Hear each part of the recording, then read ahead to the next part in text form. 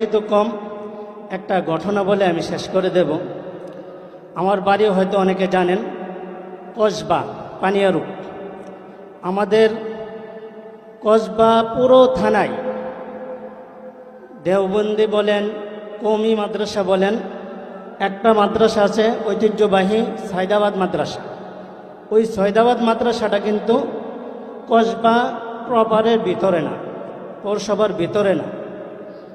কসবা পৌরসভার ভিতরে কোথাও গিয়ে বসবো, বা আমি দেওবন্দি একজন আলেম বা কওমি ঘরানার একজন আলেম কারোর সাথে পরিচয় দেব, এইরকম একটা প্রেক্ষাপটও ছিল না।